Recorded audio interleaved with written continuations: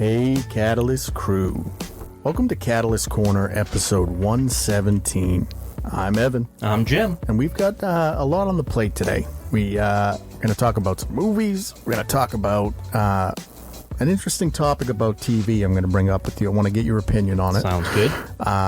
Maybe we'll talk a little bit about the old Marvel. Yep. You know, Yep. Been a couple of things going on there. Yeah.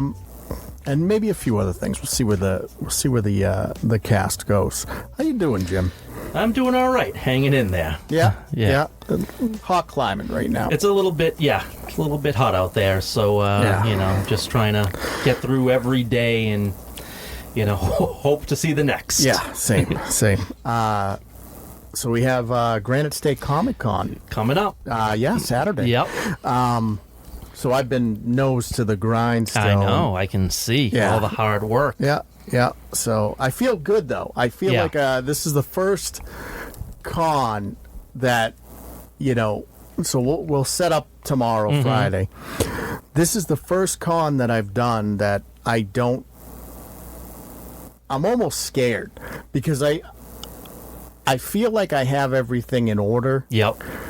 And I'm just waiting for the rug pull. Yeah, you're waiting for, oh, damn, I forgot this. Right. But at the 11th hour. But, we've been doing this for a couple years now. Yeah, it's been a little, we're pros at it now, so to speak. Yeah. I'm very afraid. Yeah, no, understandable. I'm sitting there going like, wait, do I actually have everything done? Mm-hmm.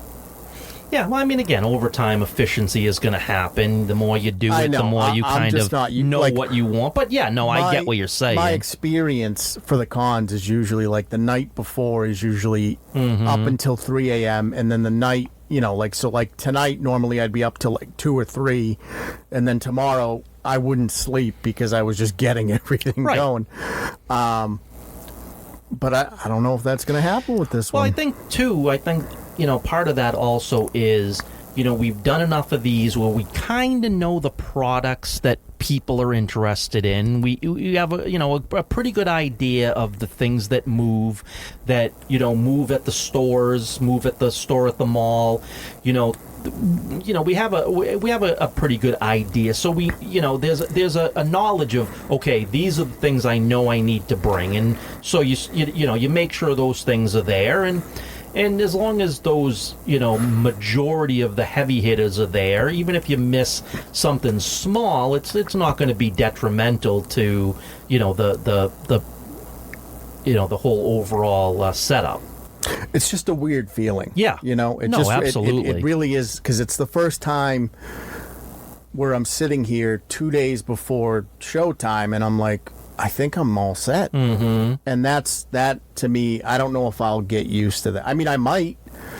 Yeah, probably, you're always probably going to be second guessing that you're missing something or you forgot something. That probably never goes away.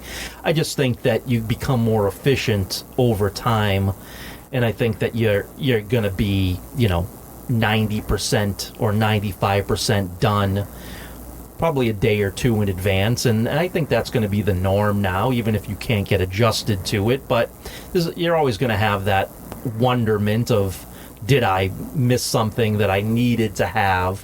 Yeah, what's that thing they say with your brain where if you're constantly stressed out, and then if things stop becoming stressful, you get addicted to the cortisol or whatever, so your body doesn't know how to relax. Right, exactly. Yeah, that's how I feel.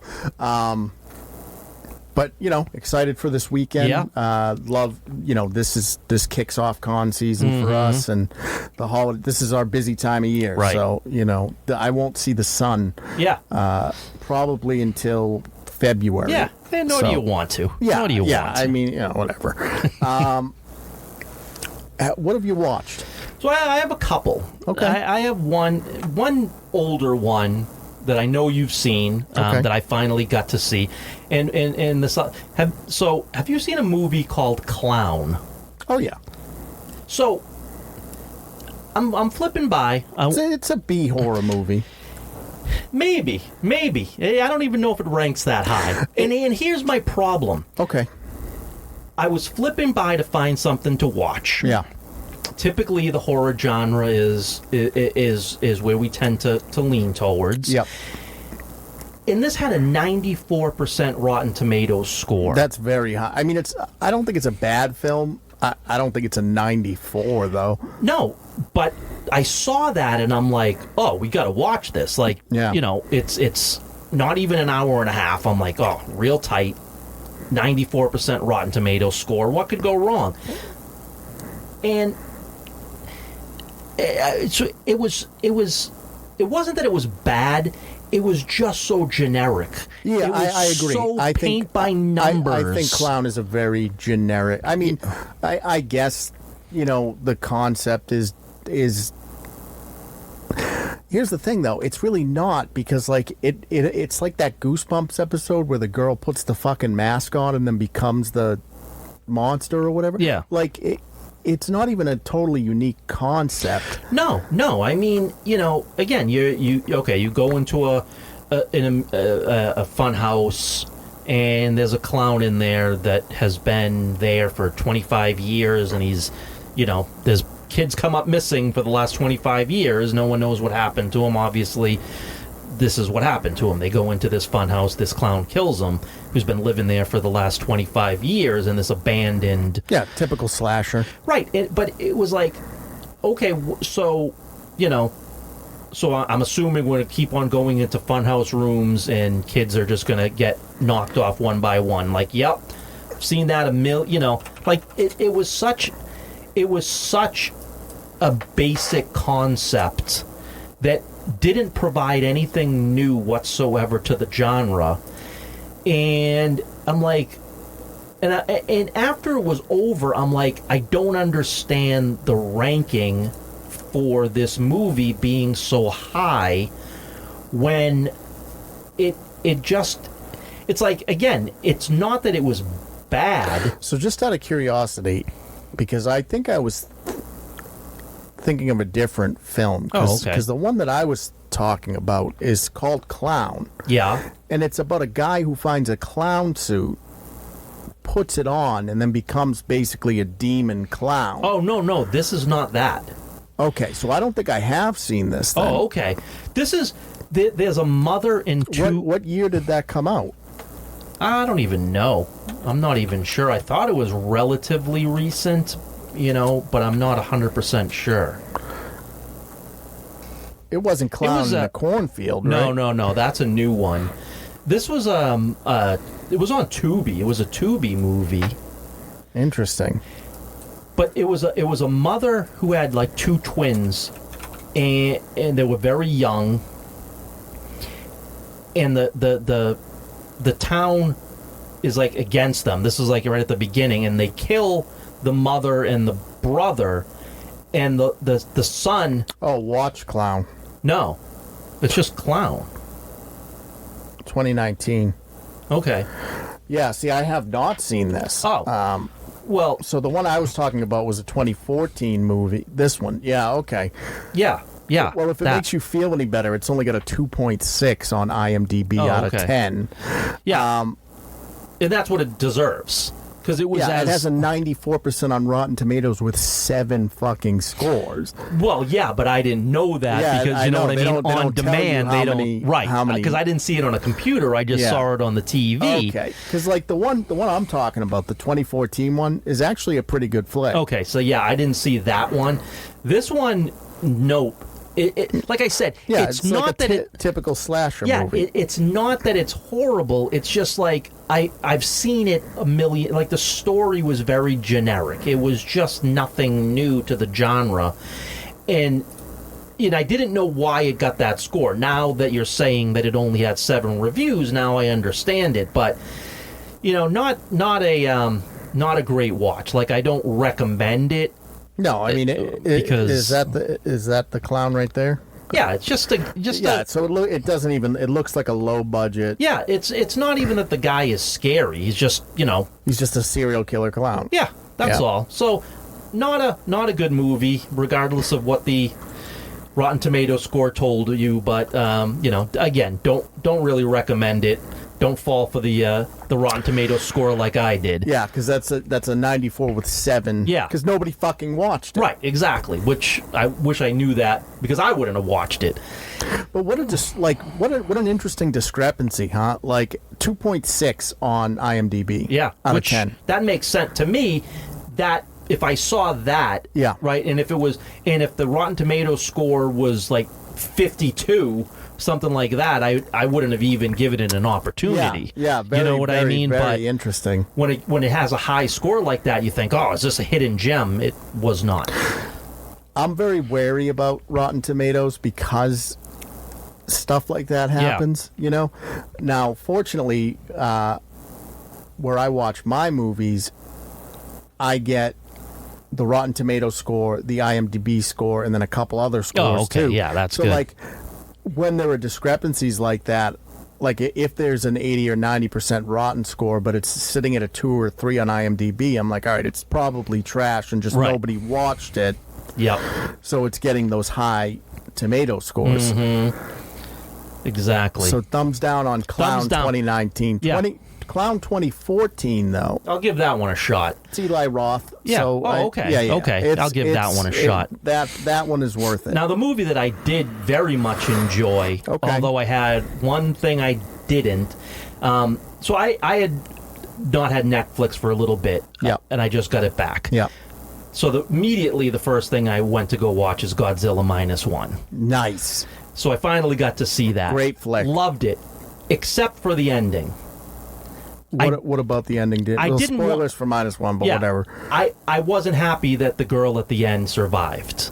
Oh yeah, that seemed like a cop out. Yeah. Because she we thought she died like midway through, and then Right. she ends up being alive. Like, to me, that kind of it took a little bit out of the overall story for me, as far as that part of the story. Yeah. Right? The Godzilla stuff was phenomenal. Like, that's how Godzilla. Like, I think I brought this up when I told you about it, that I had watched it, yeah. because it came out very close to Godzilla versus Kong. Right. Which is, again, it's a popcorn flick. It's a different vibe. Yeah. But like, what -1 nails so well is because, I mean, Godzilla in its its birth was just an analogy for a nuclear war. It was just a warhead. Mm-hmm. And I think they do such a good job of covering sort of that Right. destruction. You know, and I thought he looked great. He looked great. Like, that's how and he was scary. Yeah, he was a menace. He was an absolute. And even at the beginning, the first time you see him, When he's little. yeah, well, like, I recognize, and I'm like, something's off. I'm like, he's too small, right? And I'm like, something else is gonna happen. And it's like, obviously, then they go through obviously he grows to his size that he's supposed to be. But On the next time you see him, but just the destruction and Yeah. and he was scary. yeah, he was scary. Like, that Godzilla you did not want to meet up with. Like, that is somebody that can do, and he did. He did the damage when he got into the town. You know, the destruction was enormous, Yep. and it was just such a well done movie. I just wish they didn't have the ending. I was okay with her dying. Like, that would have been fine. She did the sacrifice to Right. save him, Right. because he saved her. Right. You know what I mean? And it's like, yeah, she died, but there was she would have died had he not. They couldn't have. They couldn't commit to the total bleakness that they set up, I Right. guess. But that being said, I did hear a sequel is in the works. Yes. I'll 100% watch Yeah. that. Oh, without a doubt. It is maybe one of the, and I say this pretty confidently, it's one of the best Godzilla movies, I think, out there. Yeah, and and the thing about, and the difference to me, like Godzilla, the last one that came out, the Godzilla versus Kong. Yeah, Godzilla X Kong or whatever. Yeah, the last one. Yeah. Right. Yeah. The Godzilla and Kong parts were really good. The humans were that part of the story I thought was awful. Like, I really thought it was agree. awful. I agree. This one, I thought... Well, because you care about Right. the humans I thought in they this did one. a really good job with the non-Godzilla parts. That's what I think is interesting about how the West makes a Godzilla movie versus the East, because with the Eastern versions, Godzilla's important, but if you can't get on board with the people, Right. the movie doesn't work, because Godzilla's not a hero Right. in the East, right? And in the West, Godzilla's a hero. Mm-hmm. And now all that being said, I think they can both exist. Sure. And I think I've said this to you before. I think that if I was Marvel, I would look at the fact that you had an adult Godzilla movie and a popcorn blockbuster Godzilla movie both come out relatively close to each other, both do pretty well at the box office, and nobody's confused. Right. So you can do bleak, dark superheroes that are more geared towards adults and big blockbuster superheroes, and nobody's going to get fucking confused. Right. Because it worked in Godzilla. Yep. And I think it does. I think having, my partner really likes Godzilla X Kong, and I really like Godzilla -1. Yeah. And I'm fine with Godzilla X Kong, and she's fine with Godzilla -1. So you're hitting both demographics. Both movies are acceptable to both of us. Right. And there's no no one's sitting there going like, "Oh, I thought Godzilla was a good guy." Right. But the thing is, when you in either movie you care about Godzilla. Like, you're never going to not care about Godzilla in either movie. It's the other pieces, whether you care or you don't care, because no matter what, whether it's the East version or the West version, you're always going to care about Godzilla. You're going in for that. But it's a different feeling. It's a different It's a different feeling, and it's a different Godzilla. You're afraid of Godzilla, right? But you care one way or another.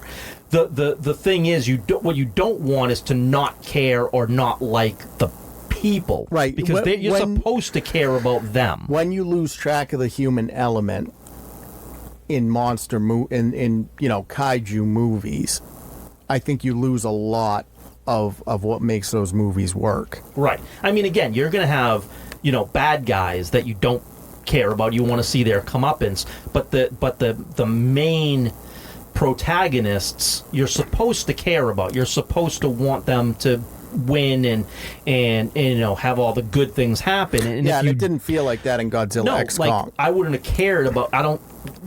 Either way, I was good. If they got eaten by Godzilla, I would be just as fine as they survived and cheered Godzilla on. Like, either way, I don't care about those people. I didn't really have any attachment.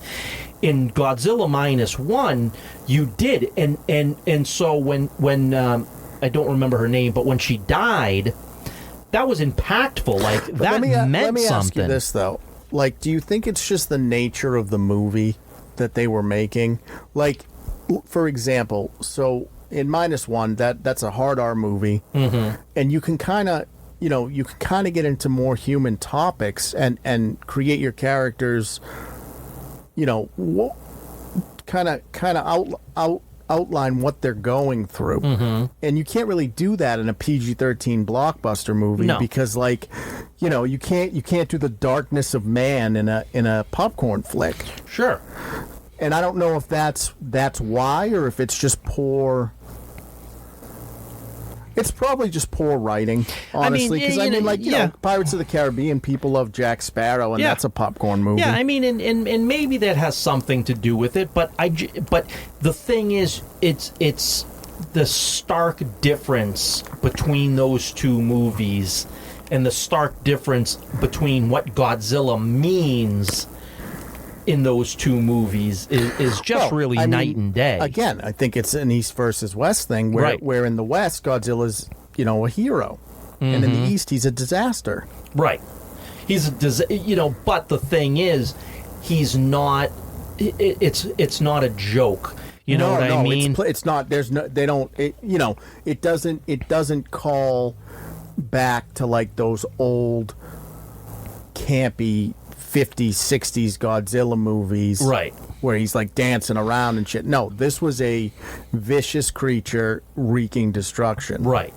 Right. And there wasn't any good in this version. Like, no, it was a monster. Right. He was a true monster that was bent on destruction from the, and I will say I was very surprised how quickly you got to see him, even though he was in that small. Yeah, I got to tell you, he came quick. That scene when he's swimming in the water and they blow the bomb up or whatever, the CGI on that was fucking phenomenal because they used some practical effects for the monster. Right.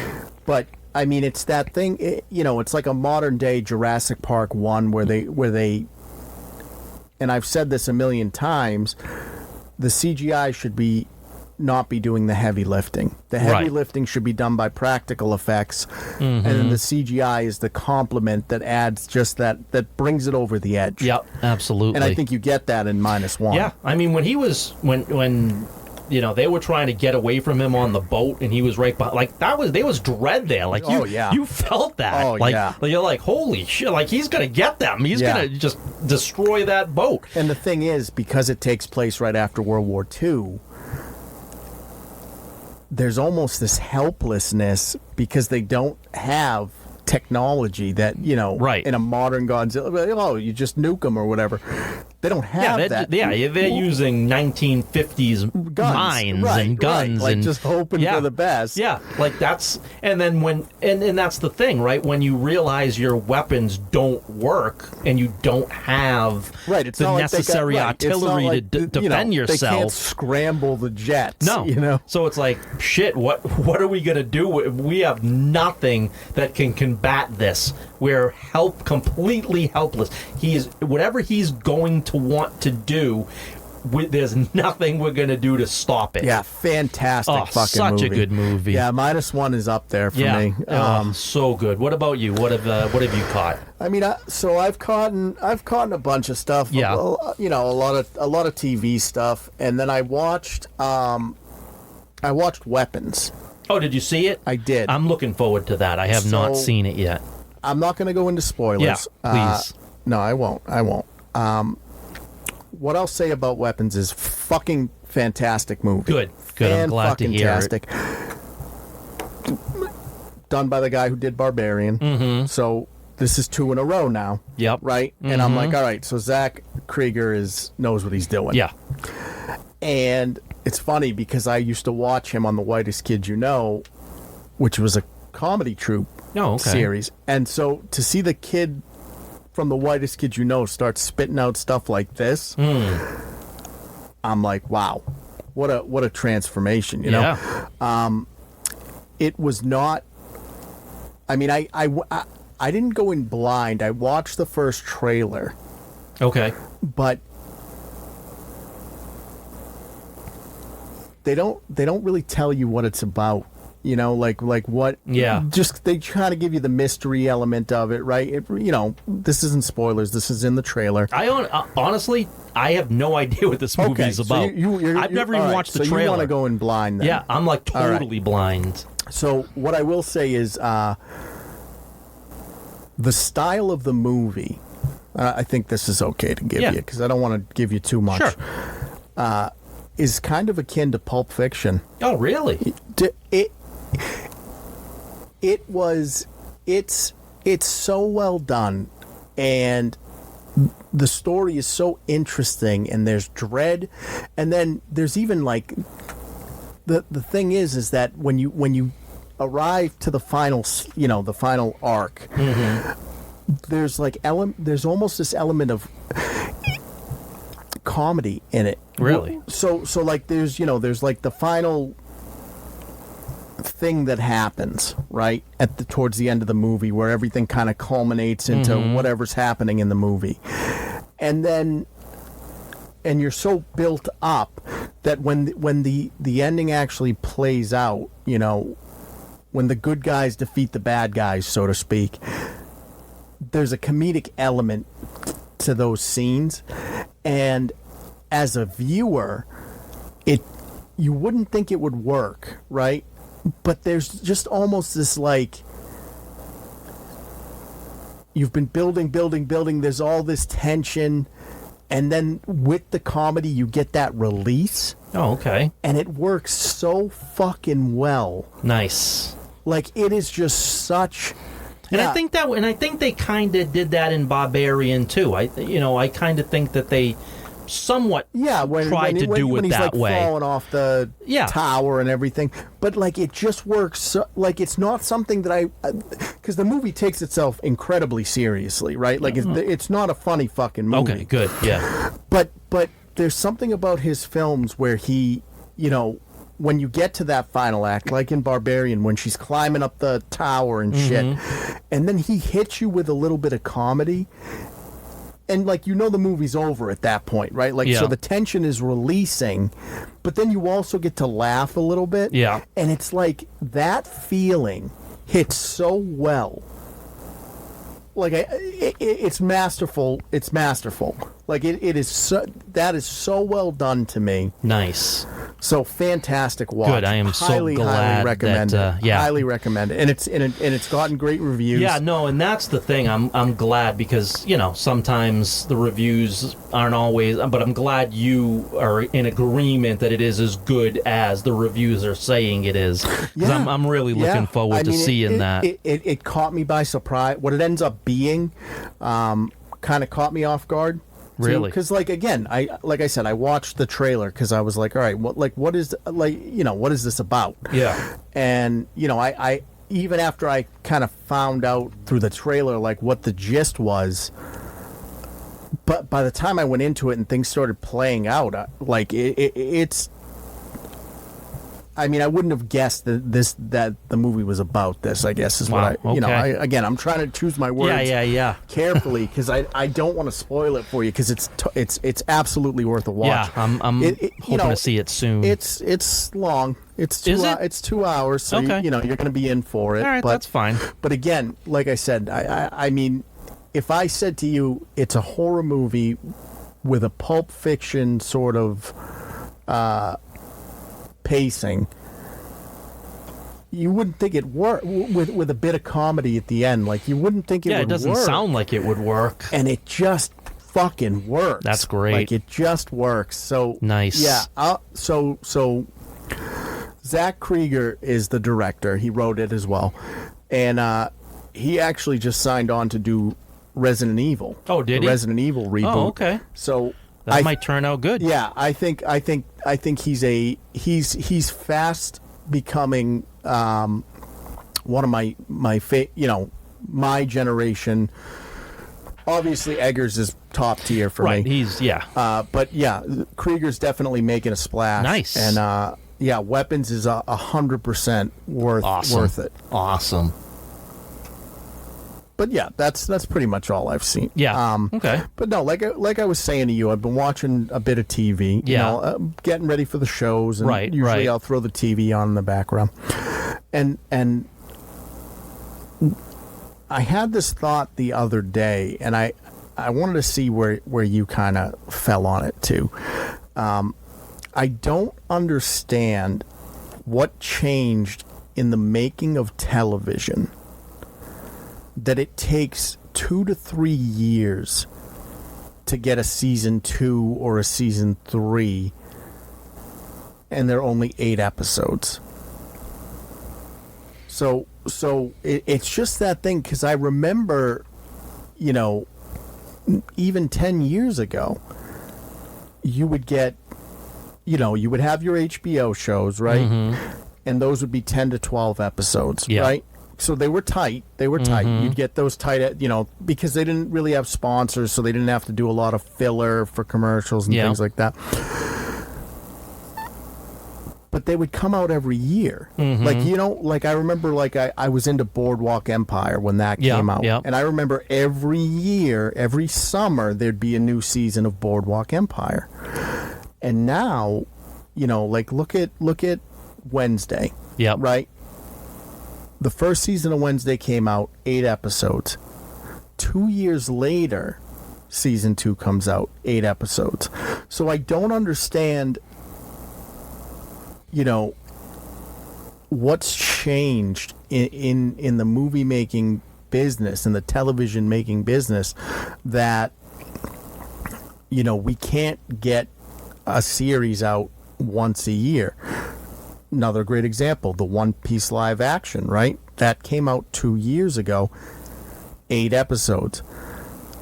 We're not getting season 2 until next year, and it's going to be 8 episodes. Like, I don't understand why we've cut down on the number of episodes of television, and it's taking twice as long sort of to make it. That's the first part of that sort of statement.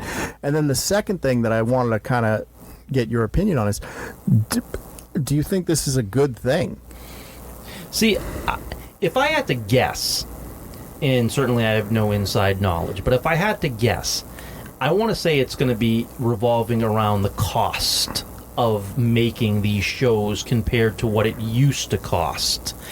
So now, based upon how much they have to pay the actors, based upon how much the episodes themselves cost to produce, I think they want to mitigate financial damage.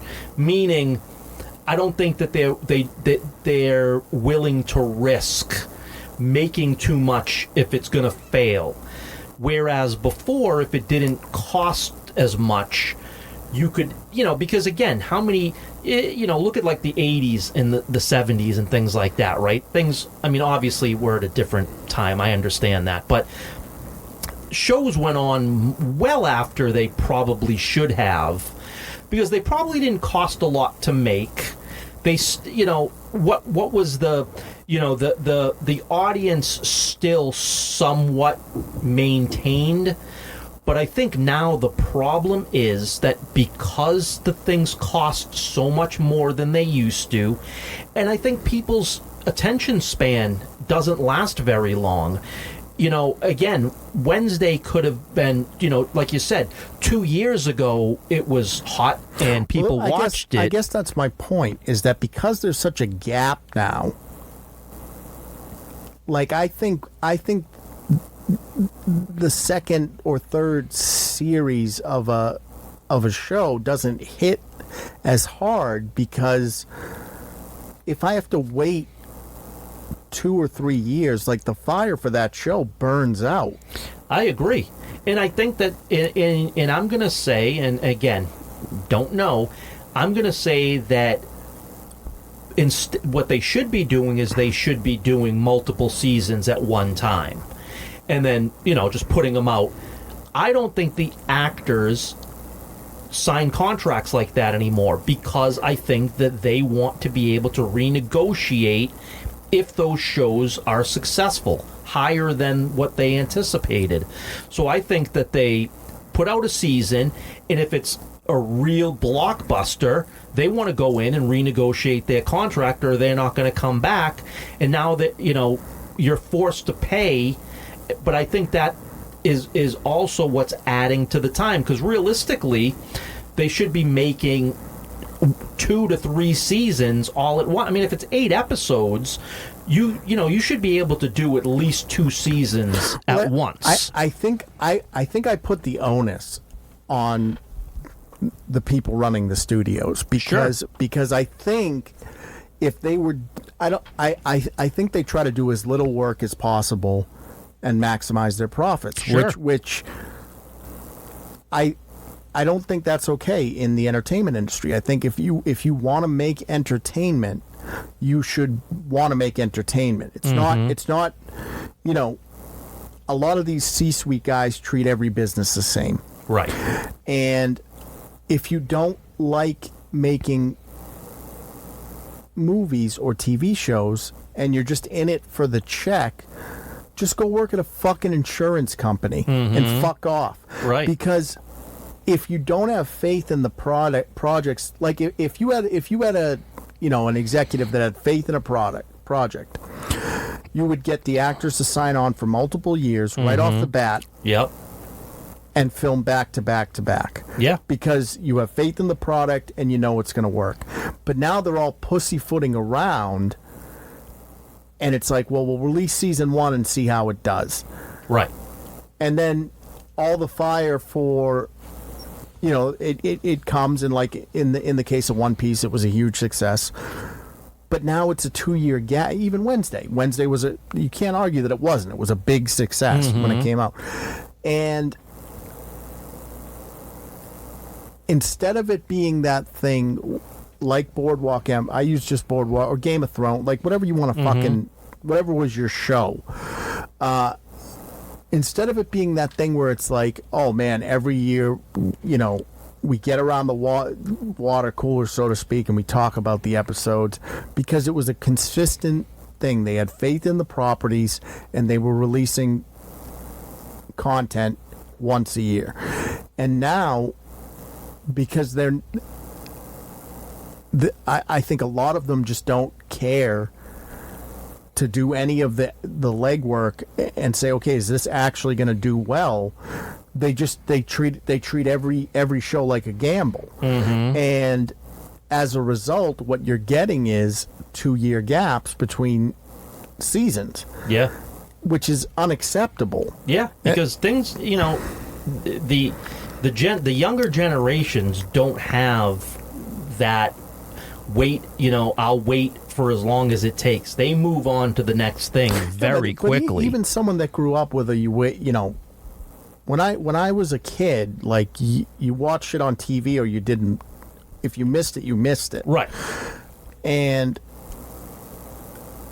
even I'm sitting here going like 2 years in between seasons is too fucking long. Like, yeah. It's too long for television. You know, these aren't movies. Right.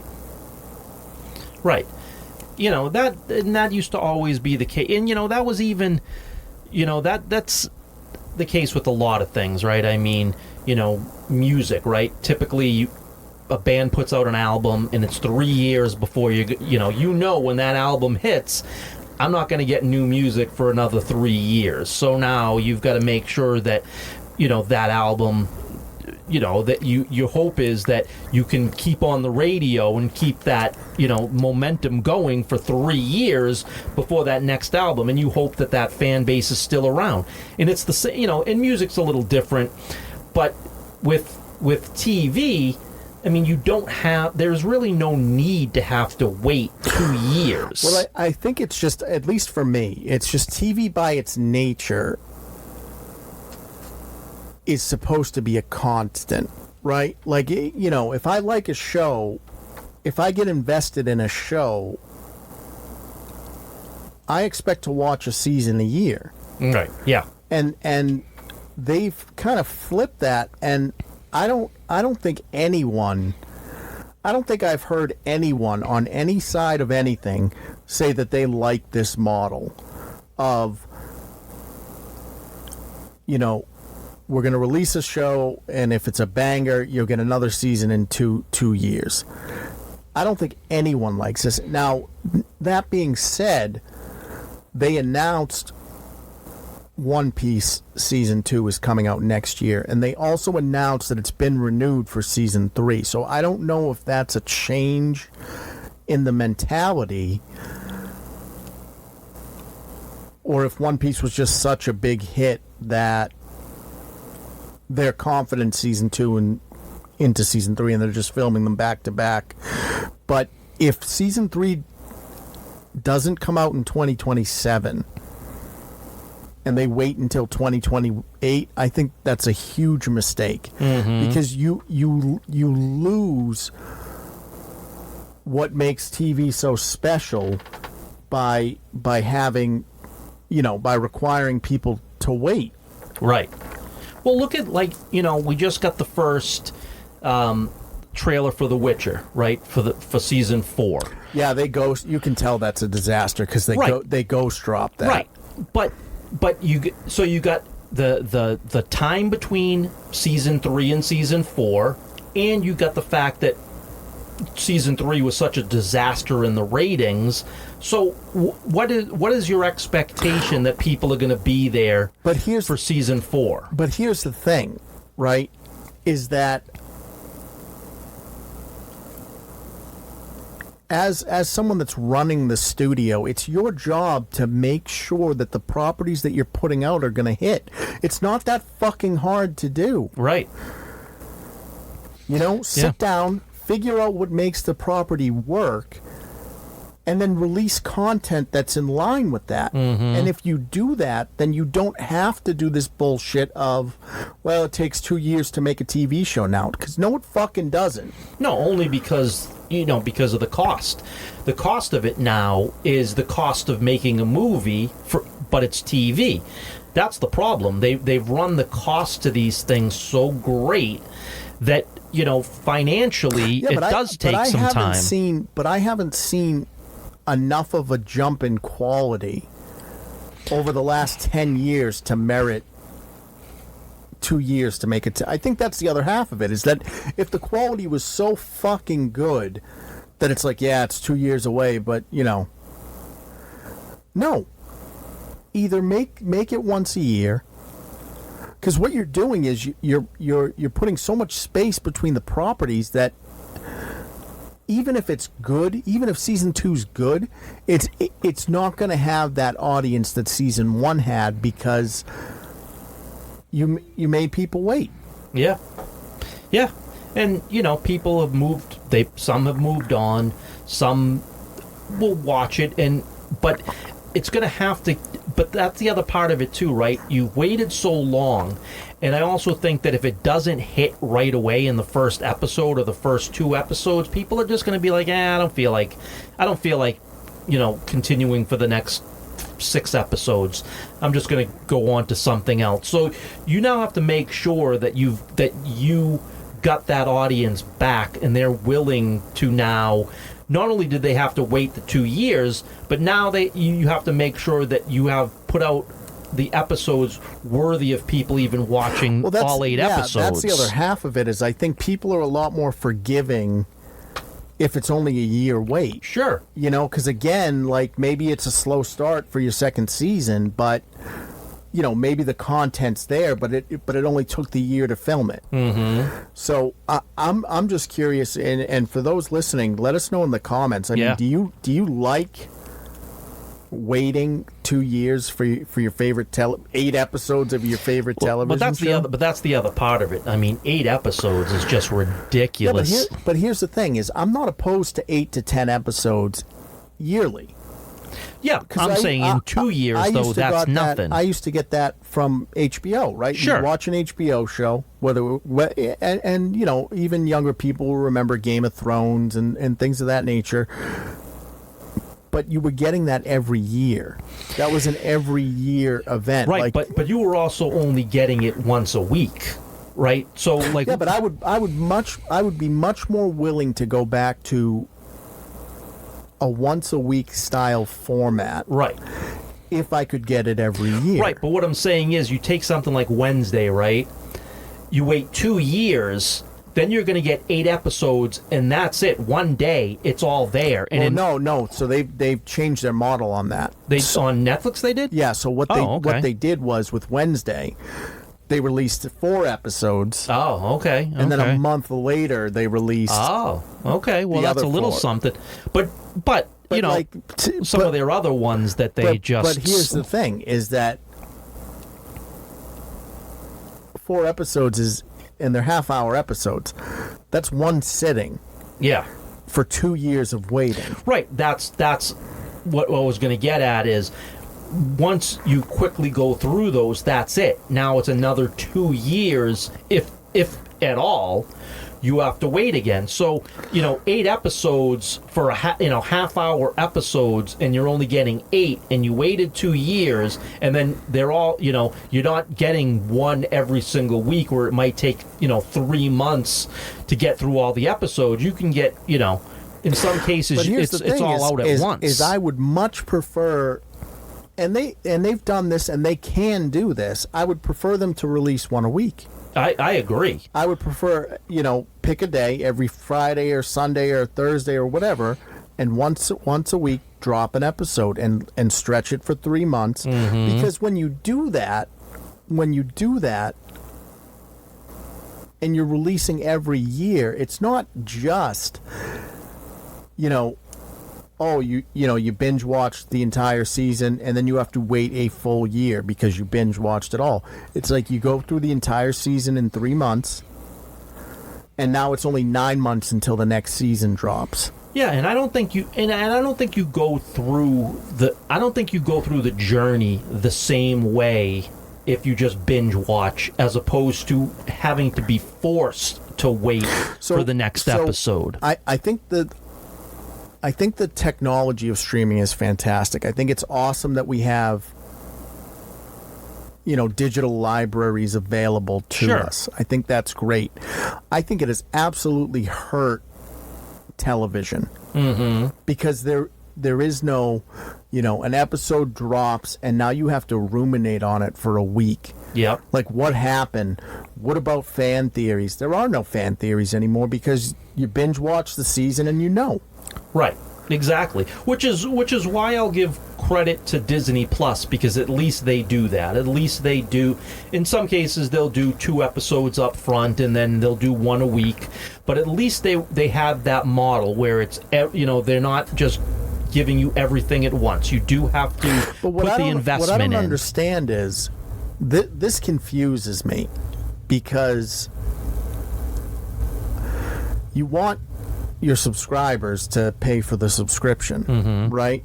And if you drop it all at once, you're only going to get 1 month of subscription for people, and then they're going to bail. If you drop it once a week, you're talking about 3 months of subscription. So I don't know why, and again, people will probably fucking hate me for advocating to go back to the old ways on that, but I think it makes the television shows more impactful, and it probably, but again, it doesn't, if they're not gonna, it only works if they're gonna make shows once a year. It doesn't work if it's gonna still take 2 years to make a television show, because then you're just pissing people off. But I think there was something to be said about that.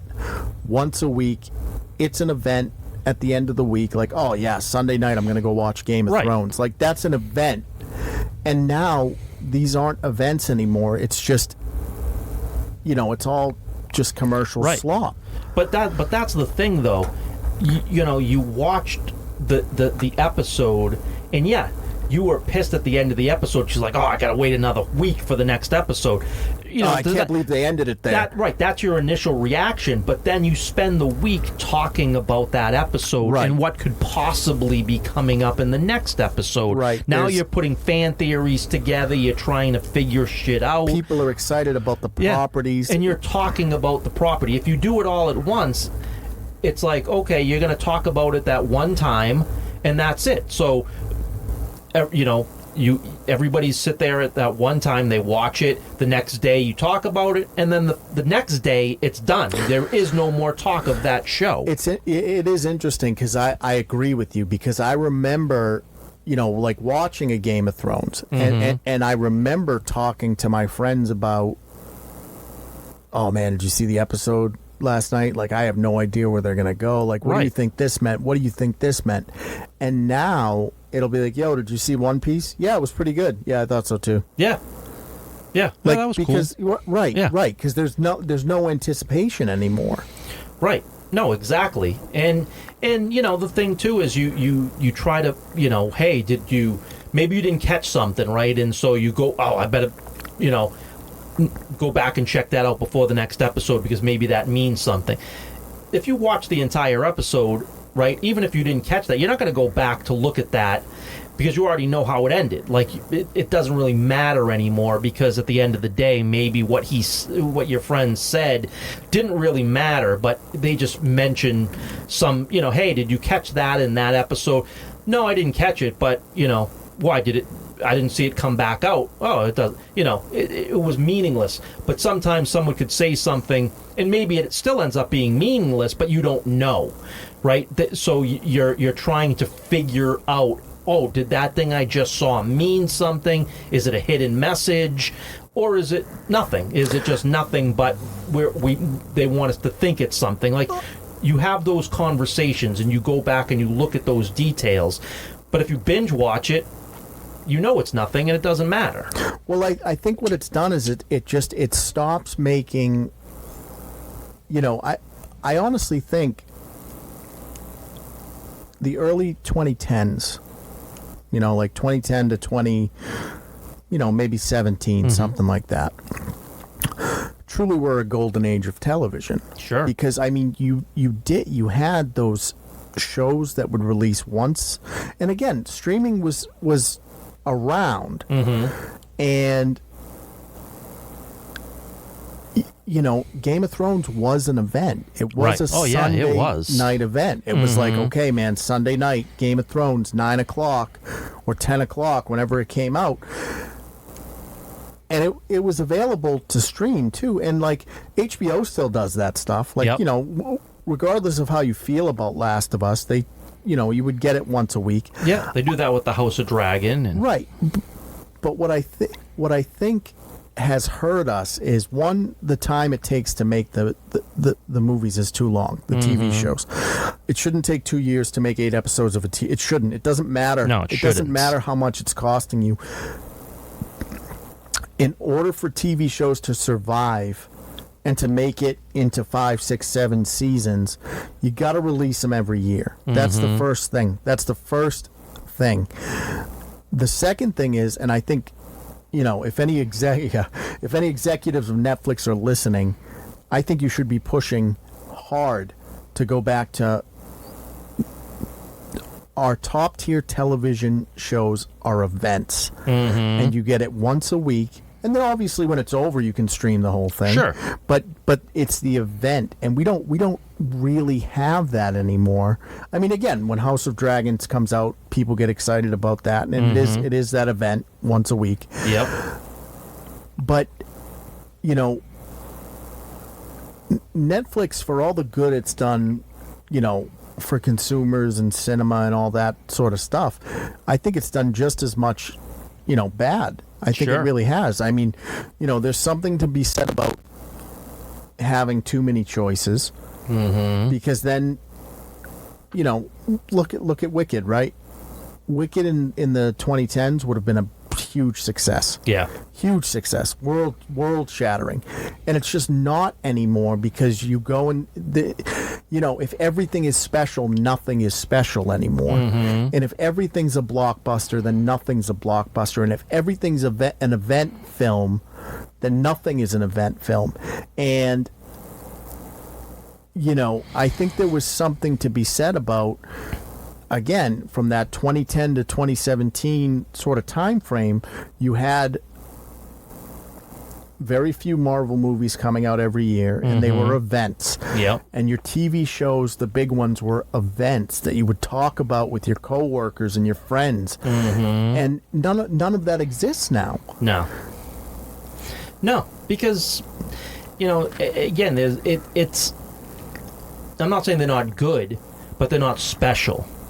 Right. So some of them are still as good or better than some of the content that came out back then, but none of them are as special. Yeah.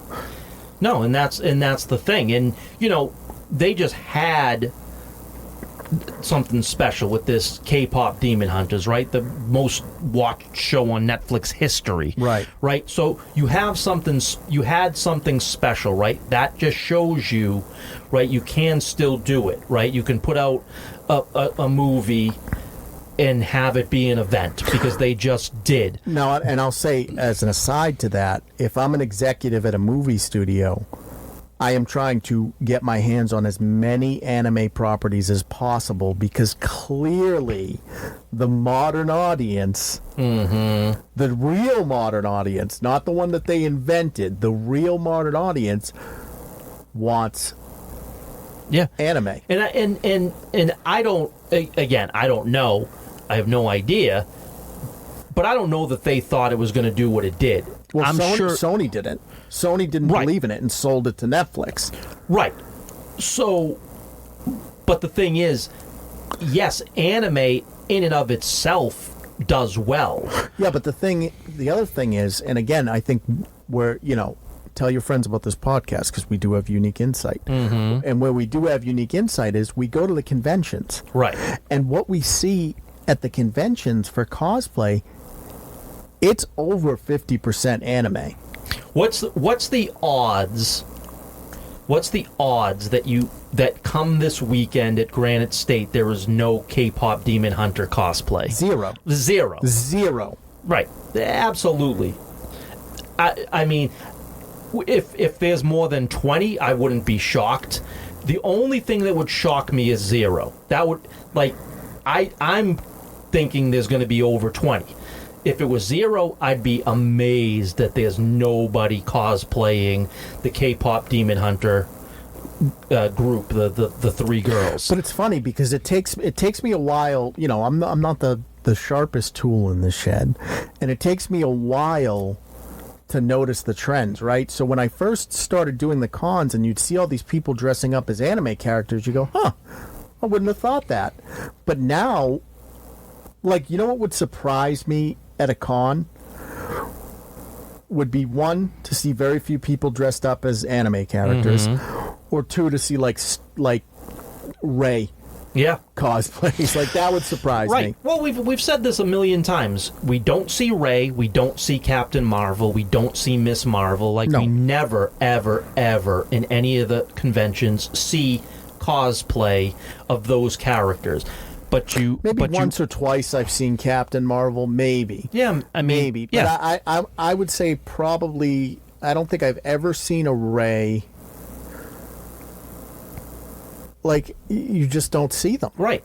But it'll be amazing if you don't see the majority of anime. Because you're right, the modern audience that, you know, Disney still doesn't understand, now they do, because K-pop Demon Hunters has now made it crystal clear. There was a I don't know if you saw this, there was a poll. They polled Gen Alpha, right?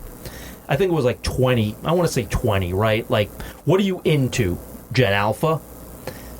And in that top 20, no Star Wars, no Marvel, no DC, none of that. That's the thing. That's the thing that I think we're still lagging on, right? Is that, like, I'm old. I'm old. Yeah, I'm older than you. Right, but what I'm saying is like, they look at me and they go, "Yeah, you're an old man." And yeah, I like DC. I like Batman and DC and all that shit. Hell yeah. Fuck yeah, I do.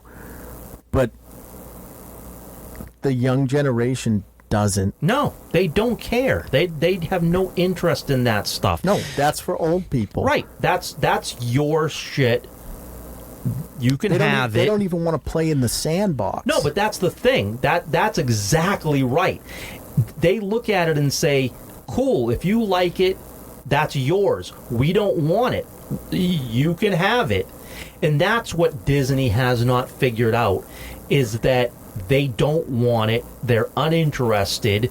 So if you continue to make movies for that modern audience, the modern audience that we keep saying is not there, they're not there. No. So there is a modern audience, right? Sure. There definitely is. But if you're going to make Star Wars and you're going to make Marvel or DC even, or any of that stuff, you should be making it for the old timers, because those are the people that are going to show up to it. Yeah. Or if you want to try to make a Star Wars anime, maybe they'll. I don't think so. I don't think so either. But that's your only shot. Like, that's making Star Wars as you are is not going to attract the modern audience. And it isolates the old timers, because we don't like it either. Right. So if you want to try to make an anime, okay, that's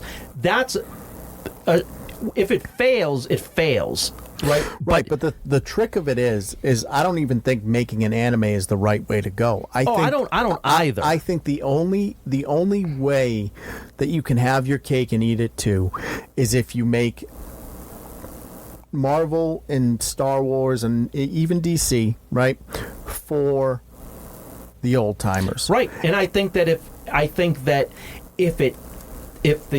if when the generations die off, your product might die off, and maybe eventually it'll come around again, and Yeah, but right now it's anime. Anime is the only, is really one of the only things that they care about. Right, anime and video games is it. That is it. That's what. But the poll, they just polled, and they're telling you. So now you have to adjust. You have to adjust your mindset to understand that and say, okay, if I'm going to continue to make Star Wars movies and I'm going to continue to make Marvel movies, I've got to make it for the audience that will show up, not the audience that I want to show up. Right, exactly. Right. And the trick of it is there's so much anime out there that you can buy the rights and do whatever you want to do with it. And then they will show up for that. They fucking showed up for One Piece, and it was a worldwide success. Do you see what Demon Slayer is doing right now in the movies? Insane numbers. They did what I think in opening weekend. They're doing an opening weekend almost what Marvel is doing in 3 months. You know what I mean? Not exactly, but being a little hyperbolic. But my point being is, Demon Slayer, just an animated movie, is killing it right now at the movie theater, because that's what kids are going to go out to see. So you need to get your hands on those properties. If you want to reach that audience, that's the property you need to go after and try to at least get distribution rights on. And here's the thing. I like Demon Slayer. I think it's a good anime. And I like Delicious in Dungeon, and I like One Piece, and I can rattle them off. But if that's the route they want to go, I'll happily go watch the stuff, But for me, again, I'm old. So what do I want? I want good Marvel, I want good DC, and I want good Star Wars. That's what I want. Right. But you have to make, just realize that. And this is another thing that I think is kind of interesting. I think I think it's very one way. I'll go watch the anime, and I'm happy to do it. But I don't think that they want to go watch the Marvel movies. No, and it's only because the thing is, the difference is we're steeped in that geek culture, right? And anime falls into that. That whole genre of geek culture. To us, to them, it does not. No. To them, that's just what they want. Right. So that's it. Anime is anime, and that's what they like, and that's what they watch. We group it together with Star Wars and with Marvel and with DC, and we group it all together and say, yeah, I'll watch that too because it fits in this genre. They look at it and say, no, anime is anime, and all that other shit is old-timer shit that I'm not interested in, and it's not the same. And they don't look... And so that's where the difference is. Yes, we'll accept anime, and we'll watch anime, and we'll enjoy anime because we feel it's the same. I mean, I read manga just like I do regular comics, and I enjoy them just as much, because we encompass it as the same thing. They do not look at comic books as the same as manga. They look at it no, I like manga. They don't look at, manga's a comic book. No, it's not. Manga's manga. Manga's manga. Comic books are comic books. They're not the same. They don't look at it the same way. And they vote with their wallets. Right, absolutely. And so, that's the thing, is that, yes, we can enjoy it, but again, so when you're going back to what we were saying, when you're making this Doomsday movie, you should be making it for the people. Right, make it for the people that loved Endgame. Right. Not the people that you want to come in the theater, because they won't. There's nothing you can do to bring them into the theater except for... And here's the thing. If our time is over, right... And no more Star Wars, no more Marvel, no more DC. Your time in the sun is over. Fine. I would rather you not make shitty homunculi movies, and then I can just enjoy what I got, than try to rope in an audience that has no desire to be a part of this fandom. Yeah, and I'll tell you, what the real lesson that Disney needs to learn is the flop of the Fantastic Four, because as someone that liked, that's a Marvel guy and has seen Fantastic Four, it was fine. Right, but the reason the flop of the Fantastic Four is so much greater than Thunderbolts or Captain America 4 is that you promoted the fact that Fantastic Four is a standalone movie that has no homework required at all from anything previously to get on board with Fantastic Four. And no one showed up. And no one showed up. That goes to show you that no one fucking cares other than the old timers. The old timers that are left that are willing to still come. I'm sorry if people listening are shocked when they hear that like, oh yeah, Marvel is for the old timers, but it is. Sure, it is. It is. The demographic is people in their 30s and above. Absolutely, it is, and that's why I'm saying no one showed up to the Fantastic Four, even though you promoted it as such, because they're not coming. Here's the thing. Kids aren't coming. I went to Fantastic Four in the theater. Yeah. I saw it in the theater, right? There were no fucking kids. Of course not. In the theater. Of course not. And there's not gonna be. No, I mean, and it's not. You're not winning. You're not winning them over. You never had them. No. You never had them. That's the thing. Is that the kids that you had are now in their 30s. Right. So you had a younger audience who are now adults. And instead of growing with your audience, you said, fuck them. Right. We're going to make this for the young audience, the modern audience.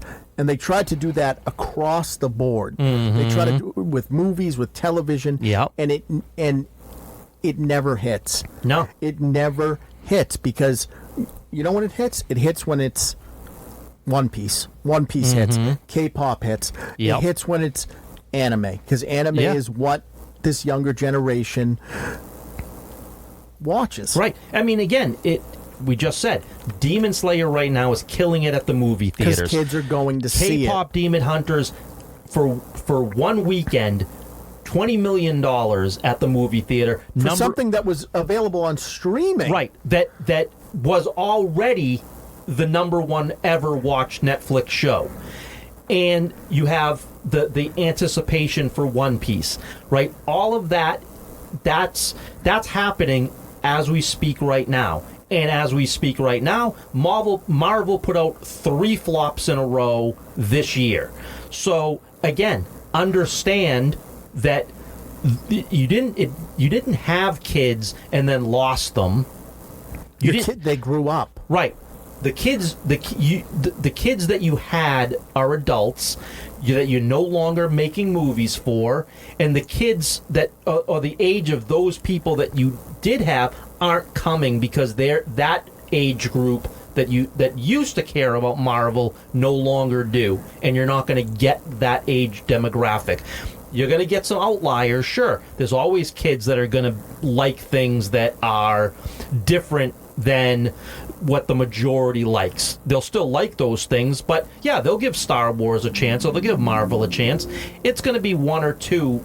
It's not going to be millions. But here's the one thing before we wrap it up that I will say is they don't gatekeep. This Gen Alpha doesn't gatekeep because when I start talking to them about either Demon Slayer or if I talk to them about like Has Been Hotel or any of that type of shit, they want to talk about it. Right. They want to talk about it, and it doesn't matter that I'm an old man. They'll talk to me about it. Right, because hey, I like it, you like it. We can have a conversation about it. So they don't gatekeep. No, and then it's not one of those things, like when we were younger, right? Especially me that's older than you.